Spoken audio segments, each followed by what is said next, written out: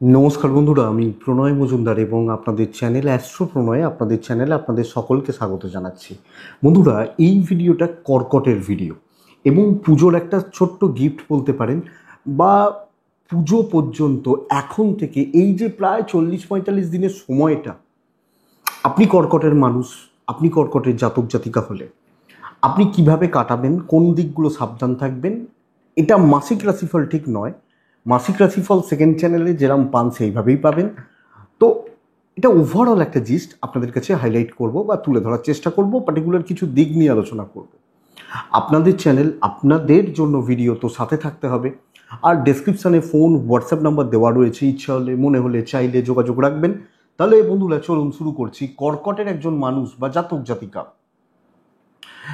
বন্ধুরা, কী রেজাল্ট, কী ফল হতে পারে ওভারঅল আপনাদের কাছে সেই তথ্যগুলো শেয়ার করার চেষ্টা করি।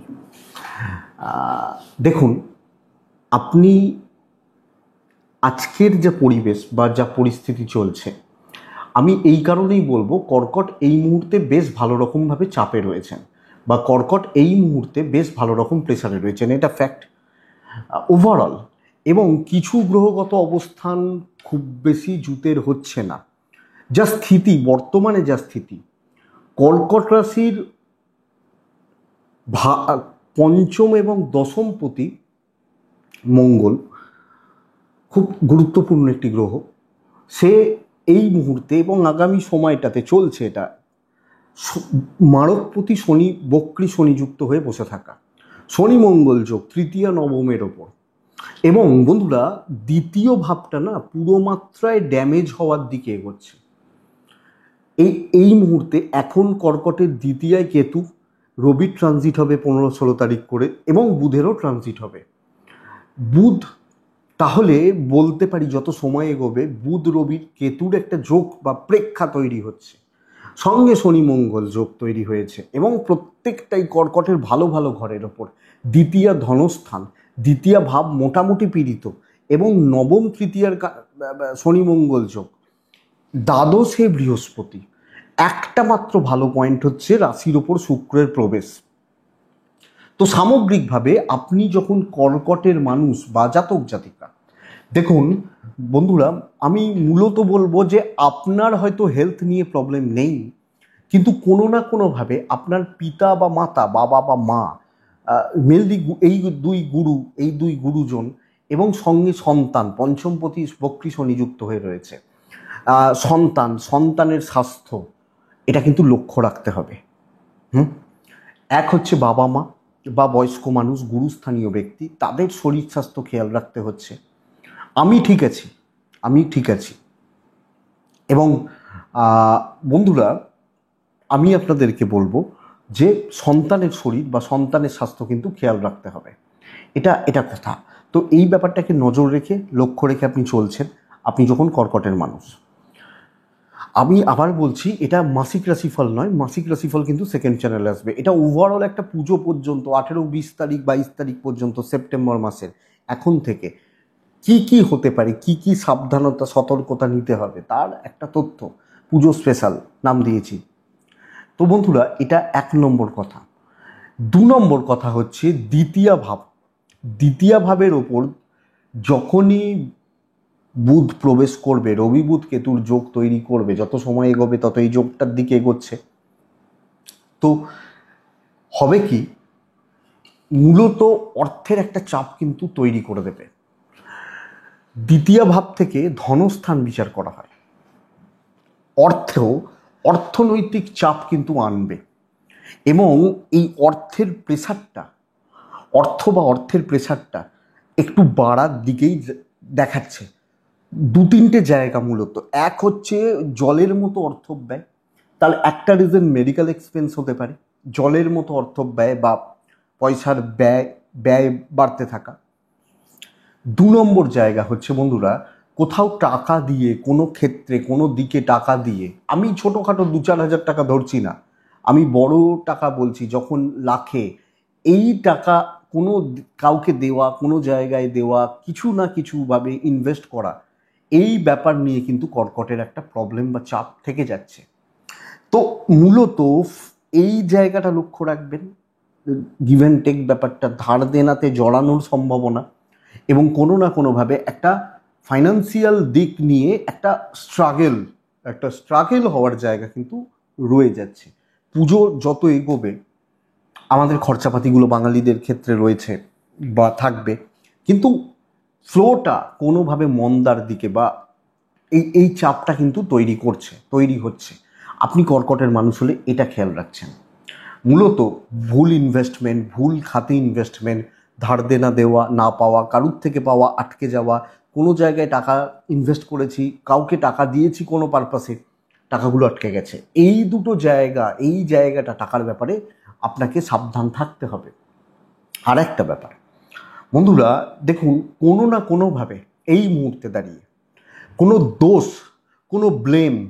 দোষ বা কোনো ব্লেম, মানে কিছুর ব্লেম আপনার উপর চাপতে পারে, আপনার ঘাড়ে বা আপনার উপর চেপে গেল, তোর জন্য হয়েছে ভাই, তুই করেছিস, তুই এর জন্য দায়ী। এই ব্যাপারটা কিন্তু চাপছে।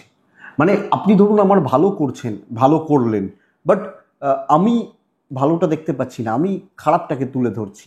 এই জায়গাটা কর্কটের ক্ষেত্রে রয়েছে।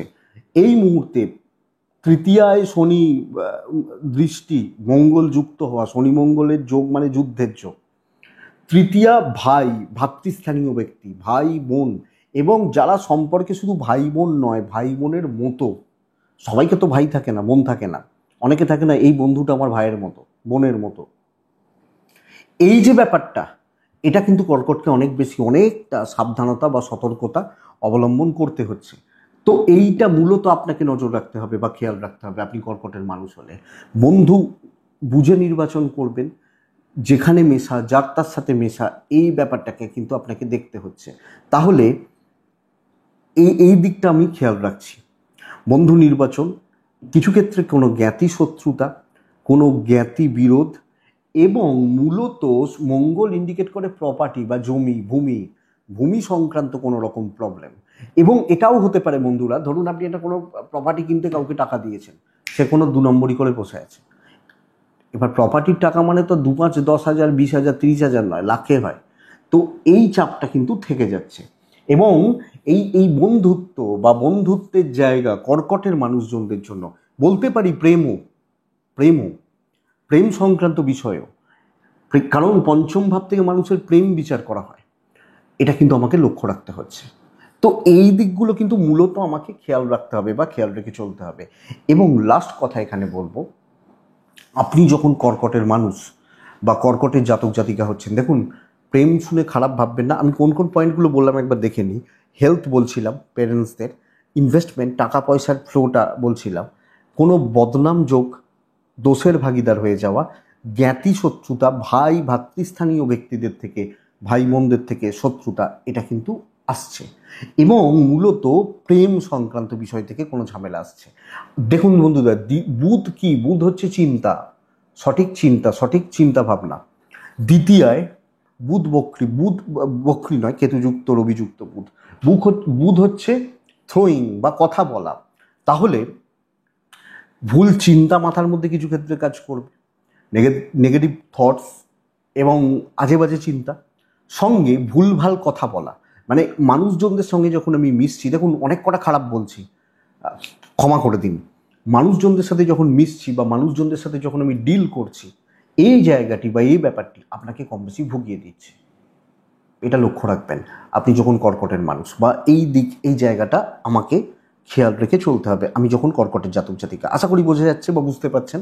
তাহলে আমাকে কথাবার্তা বলার ব্যাপারে, মানুষজনদের সাথে ডিল করার ব্যাপারে, আমি কাউকে খুব বেশি চোখ বন্ধ করে পুজোর আশেপাশ পর্যন্ত, এখন থেকে শুরু হওয়া বা ওই 18, 20, 22, 25 তারিখ পর্যন্ত, এই টাইমটা আমাকে সাবধানে এই দিকগুলো থেকে সাবধানে চলতে হচ্ছে বা সতর্ক থেকে চলতে হচ্ছে। কিন্তু বন্ধুরা, আমি বললাম দ্বাদশে বৃহস্পতি, কর্কটের ওপর শুক্রের অবস্থান, এটা তো ভালো ফল দেবে। আবার রবি দ্বিতীয়ায় বসে রয়েছে, যদিও কেতুযুক্ত অশুভ কেতুযুক্ত, মানে অশুভ বলবো না, রবি কেতু যোগটা অশুভই হয়, এটা যুক্ত, কিন্তু কিছু তো পার্টিকুলার কিছু ফল তো রয়েছে, এটা ব্যাপার।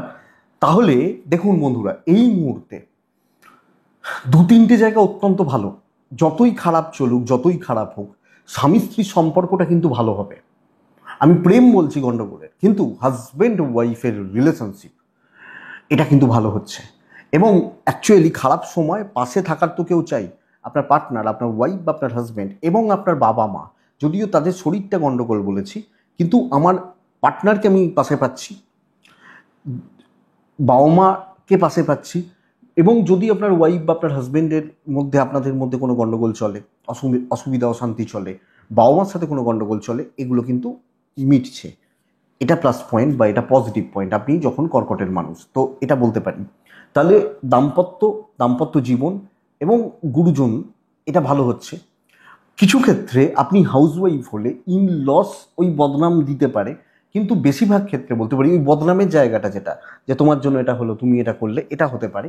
কিন্তু আমি এখানে বলবো যে ইন লস বা শ্বশুর বাড়ির সাথেও যাদের অসুবিধা খুব চলছে, আর কি বদনাম দেবে, আমার তো পিঠ দেওয়ালে ঠেকে রয়েছে, এই ব্যাপারটা যাদের রয়েছে না, তারা কিন্তু অনেকটা পজিটিভ রেজাল্ট পাবেন। সম্পর্কগুলো স্থিতিশীল হবে, ঝুট ঝামেলা কমবে।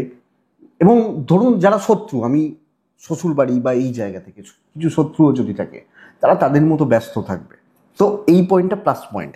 বন্ধুরা, এক্ষেত্রে আর একটা কথা বলবো যে বিয়ের কথাবার্তা, বিয়ের দেখাশোনা, বিয়ের কন্ট্যাক্টস বা কানেকশনসগুলো আপনি বিল্ড করতে পারেন। বিয়ের কথাবার্তা বা বিয়ের দেখাশোনাগুলো আপনি এগোতে পারেন আপনি কর্কটের মানুষ হলে। তো এই পয়েন্টটা যথেষ্ট পজিটিভ। তাহলে পার্সোনাল লাইফ আফটার ম্যারেজ এই জায়গাটা কিন্তু ভালো হচ্ছে। ঝগড়া বিবাদ অশান্তি চললে ভালো রেজাল্ট দেবে। 2 নম্বর পয়েন্ট হচ্ছে বন্ধুরা, যারা কোনো ট্যুরে যাচ্ছেন, পুজোর আগে, পুজোর আশেপাশে অনেক ট্যুর থাকে, কোনো ট্যুরের ব্যাপার থাকে, ট্যুর বা ট্রাভেল থাকে, এটা ভালো হচ্ছে।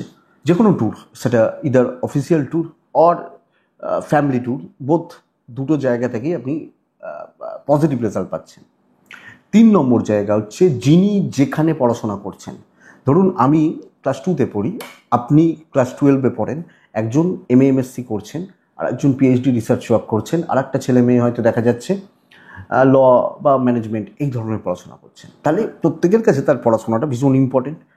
তো বন্ধুরা, এই মুহূর্তে যা সময়, দ্বাদশে বৃহস্পতি, তৃতীয়ায় মঙ্গল, একটু যদি সিরিয়াসলি খাটা যায়, অবশ্যই আপনাকে খাটতে হবে, একটু যদি পজিটিভলি বা ঠিকঠাক মতো খাটা যায়, খাটনিগুলোকে বাড়ানো যায় বা নিয়ে আসা যায়, বিদ্যা বা শিক্ষার জায়গায় আমি নিশ্চিত অনেক দূর আপনি এগিয়ে যাবেন।